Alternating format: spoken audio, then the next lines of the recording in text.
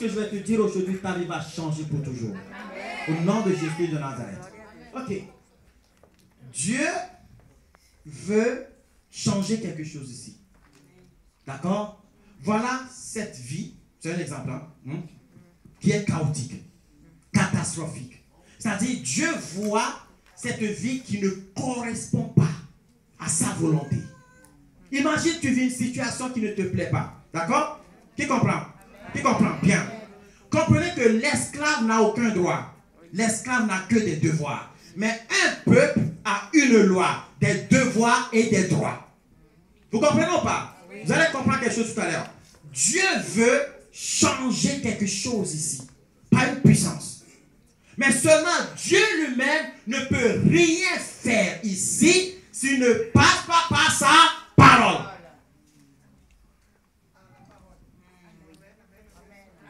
Oui. Quand bien même Dieu a la volonté, Dieu ne peut rien faire en dehors de sa parole. Il envoie sa parole. Qui est Jésus, n'est-ce pas? Jésus aussi dit, je ne fais rien de moi-même. La parole dit, je ne peux rien faire de moi-même. Tout ce que je fais, c'est l'Esprit de Dieu. Amém, glória a Deus. Alléluia. Alors, lorsque Dieu émet sa volonté, il doit sortir sa parole. Et la parole émet la volonté de Dieu au Saint-Esprit. Et le Saint-Esprit accomplit la parole de Dieu.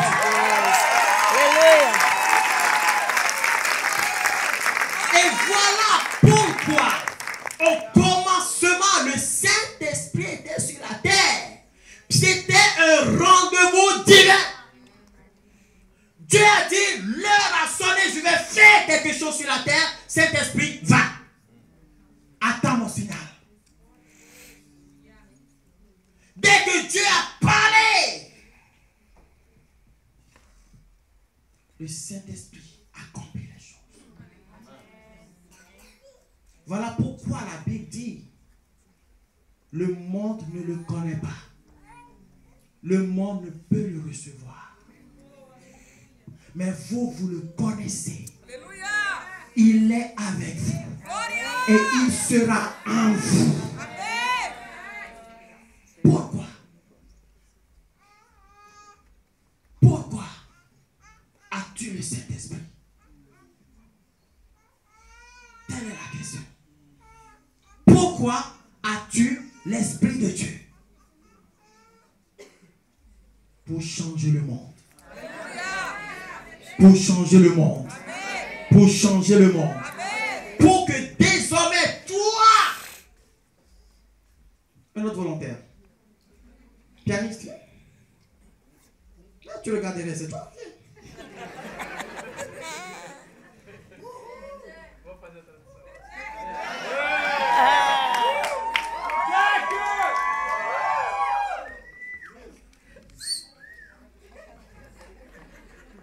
Venez. Écoute très bien, regarde très bien. Dieu dit, regarde quelqu'un dit, Dieu dit, je vais changer le monde. D'accord?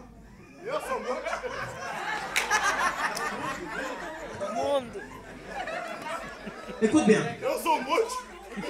Dieu dit,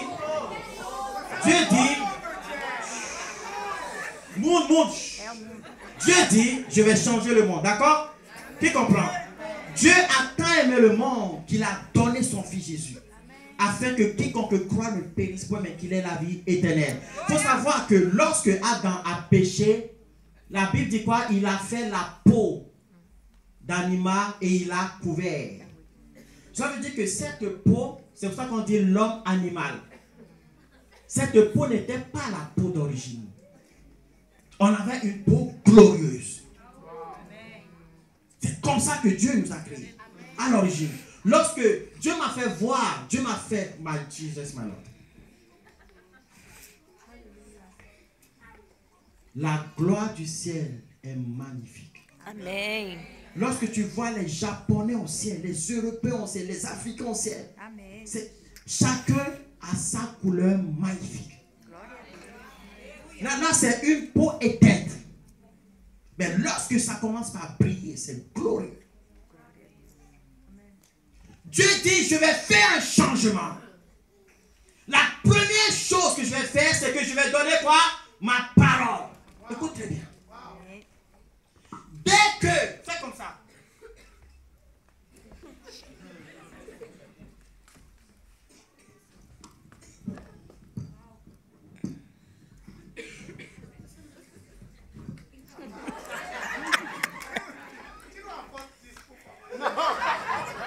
Écoute, tous ont péché et sont privés de la gloire de Dieu. L'homme est né esclave. Lorsque tu es esclave, je vais te donner le verbe, tu ne peux pas tenir. Quel que soit ce que Dieu t'envoie, un esclave n'a pas de droit. Un esclave subit la loi de son maître. Et jusqu'à présent, le maître, c'était le diable. Et c'est lui qui décidait sur ta condition, sur ton espoir, sur ta destinée. Et c'était que de médiocrité en médiocrité, de malédiction en malédiction. Mais la Bible dit, tu connaîtras la vérité. La vérité t'affranchira. Glória a Deus.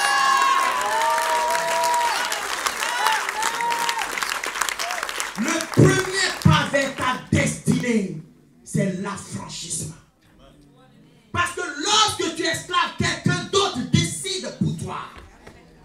C'est lorsque tu es libéré que tu peux commencer par prendre des décisions pour ta destinée. C'est à partir de ce moment que tu peux choisir ce qui est bien pour toi. Tu comprends quelque chose? Alors Dieu dit, je vais changer la condition humaine. J'envoie ma parole. Il envoie la parole fait quoi? L'affranchit du premier étape. Première étape. Alléluia. La Bible dit c'est impossible à l'homme, mais c'est possible à Dieu. Que quelqu'un dise c'est impossible à l'homme. C'est impossible à l'homme.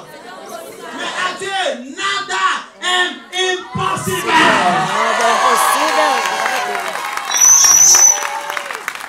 Pour que l'homme puisse dominer, pour que la chose change, pour que les diables deviennent esclaves de l'homme, il faut que l'homme change de statut.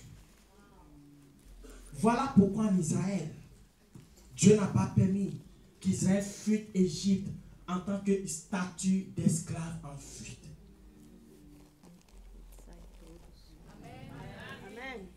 Il fallait qu'Israël devienne une nation libérée, enrichie, avec un chef. Dès que Dieu a envoyé la parole à l'homme, l'homme a changé de statut. L'homme n'est plus un homme animal. L'homme devient un zoopéo, qui veut dire esprit vivifiant. Et la Bible dit, Dieu a envoyé sa parole. Et tous ceux qui l'ont reçu, Dieu leur donne le pouvoir de devenir des technos, des enfants de Dieu. Ça veut dire qu'ils deviennent Dieu.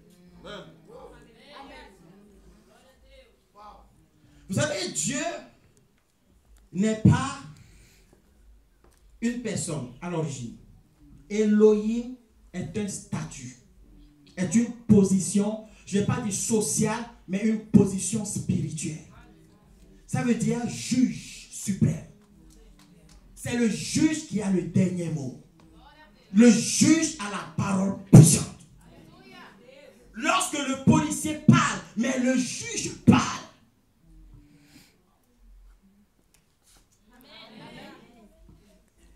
Dès que l'homme reçoit la parole, l'homme devient quoi?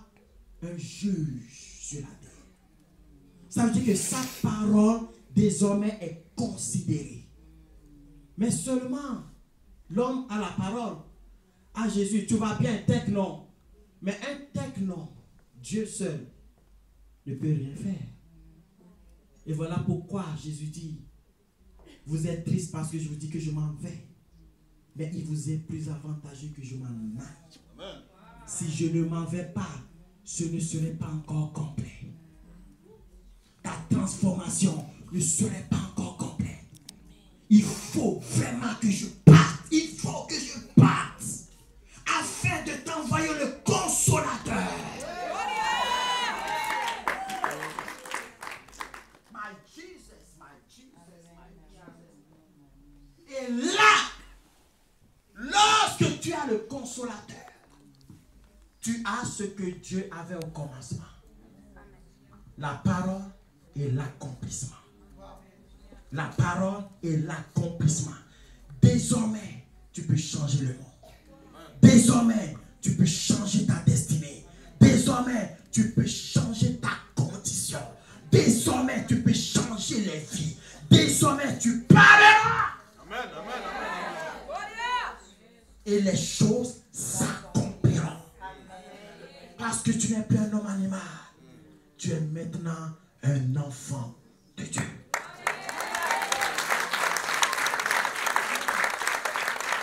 La Pâque ne consiste pas seulement à boire du vin. Le Saint-Esprit ne consiste pas seulement à dire chi chi chi chi chi chi chi chi chi chi chi chi.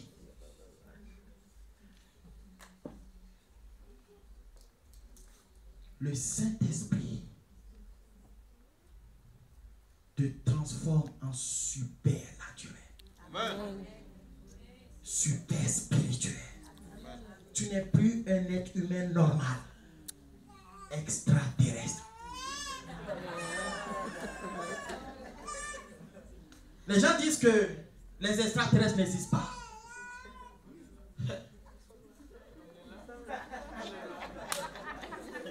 Allez leur dire que nous sommes là.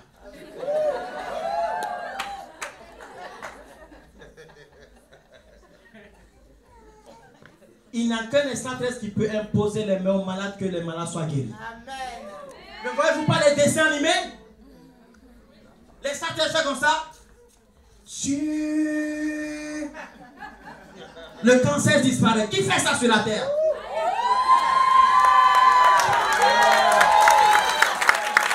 Alléluia! C'est nous qui faisons ça sur la terre. Mon frère, ma soeur, si tu comprends cela, ta vie ne sera plus jamais la même. Ta vie ne sera plus jamais la même. La Pâque, c'est aussi de comprendre la résurrection du Christ. Et j'ai envie de te dire quelque chose pour conclure. Oh, ressuscite le Jésus-Christ qui est en toi. Ressuscite le Jésus-Christ qui est en toi. Et acclame très fort le Seigneur. Aïe, aïe, aïe, aïe, aïe, aïe, aïe. Aïe, aïe, aïe, aïe, aïe, aïe, aïe, aïe. Allez vous asseoir. Aujourd'hui, tu dois comprendre quelque chose, mon frère, ma soeur. Tu as une destinée meilleure. Tu dois comprendre quelque chose. Que Dieu veut faire l'extraordinaire avec toi. Est-ce que avec l'onction, tu peux commencer par jouer un peu? Onction, c'est toi que pour toi.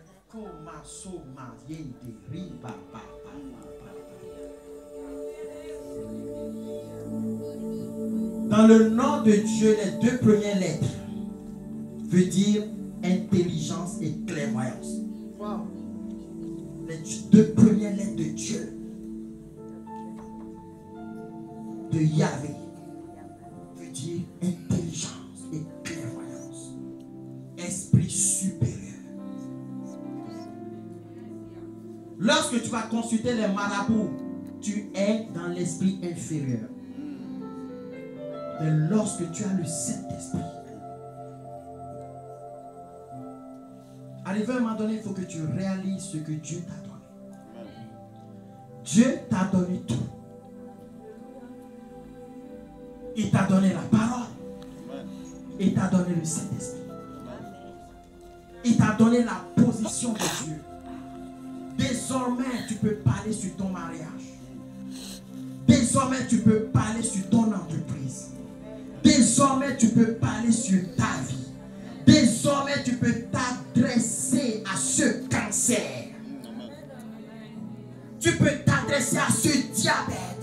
désormais tu peux t'adresser à cette infirmité. Christ a payé le prix.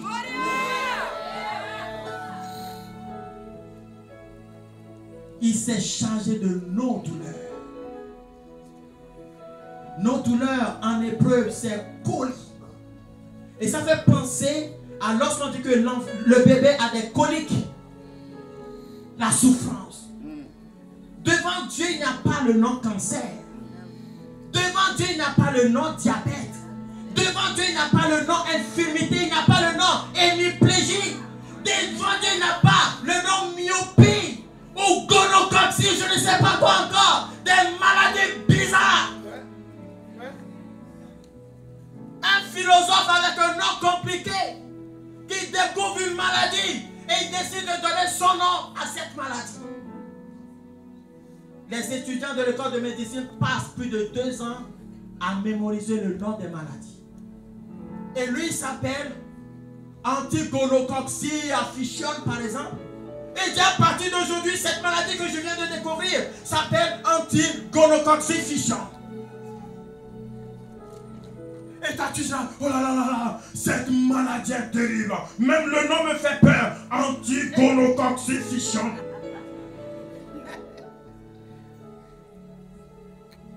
Alors que c'est juste un nom. C'est colis. Et Jésus-Christ s'est chargé de nos colis. On s'en fout du nom. On s'en fout du reste. Mais ce qui est sûr, c'est qu'il n'a pas été flagellé pour rien. Il n'a pas été crucifié pour rien. Mais c'est par ces meurtrissures que nous sommes guéris. Amen.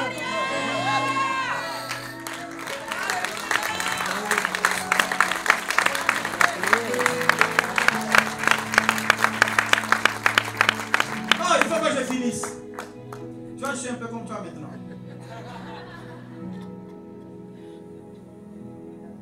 Il est déjà 21h30. Je suis à la ligne de la Réunion. Il y avait un fermier qui était là-bas, qui est en phase terminale de cancer. Cancer de poumon.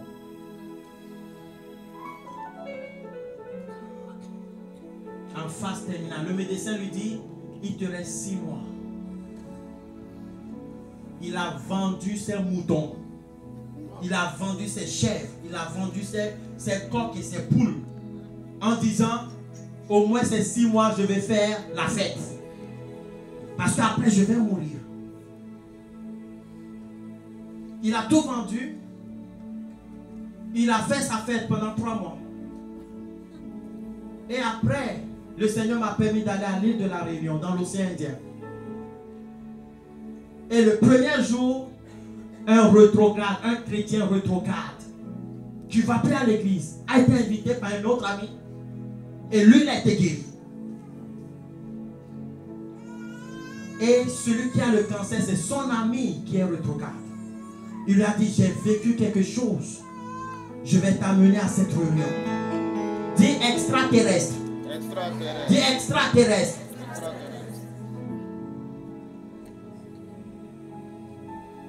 Il vient à la réunion courbé comme ça.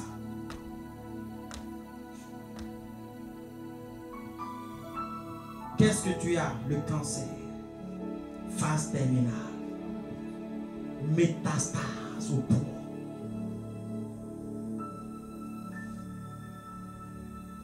Lorsque nous lui avons imposé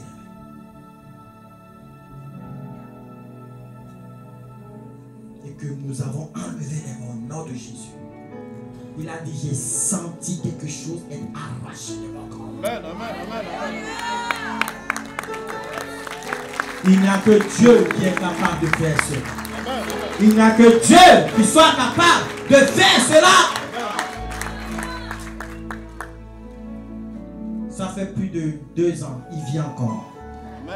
Lorsqu'il est parti à l'hôpital, le médecin dit, je ne comprends rien. Le cancer a disparu.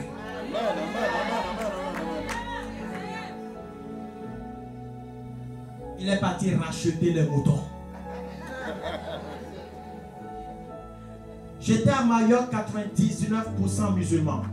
Maintenant, c'est en train de devenir 97. Ça descendra. Au nom puissant de Jésus-Christ. Et les gens voient Gloire TV là-bas. Les musulmans qui ne peuvent pas aller à l'église parce qu'ils ont peur, dans leur cabane, voient Gloire TV. Un jour, j'ai formé des disciples, on est parti dans un village. Et une femme, on a fini, on partait, une femme dit, prie pour moi. J'ai dit, je n'ai plus le temps, je reviens mercredi. Non, prie pour moi maintenant, parce que je ne suis pas là à mon rendez-vous. Parce que je savais que tu venais, l'homme de miracle. Ils s'appellent l'homme de miracle. Toi, prie pour moi. J'ai dit non, je suis pressé pour que je parte. Elle me suit jusqu'à la voiture. Prie pour moi. J'ai dit, qu'est-ce que tu veux que je te fasse? Elle me dit, mon genou est bloqué. Et je ne peux plus marcher, je boite. Prie pour moi. Je la regarde, je dis, est-ce que tu crois que Jésus peut te faire cela? Elle me dit, je ne connais pas Jésus. Toi, prie pour moi. Elle a cru que je lui disais d'aller voir quelqu'un qui s'appelle Jésus. Parce que moi, je n'avais pas le temps. Elle n'avait jamais entendu parler du nom Jésus. Et je lui ai dit, tu ne connais pas Jésus, mais maintenant tu vas le connaître. Amen, amen, amen. Au nom de Jésus-Christ de Nazareth. Lorsqu'elle est tombée, elle est relevée, complètement guérie.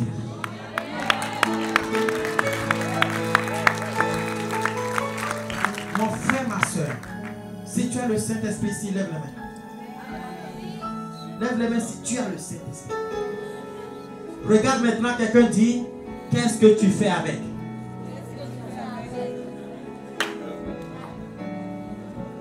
Qui a le Saint-Esprit, lève les mains. Dis Alléluia.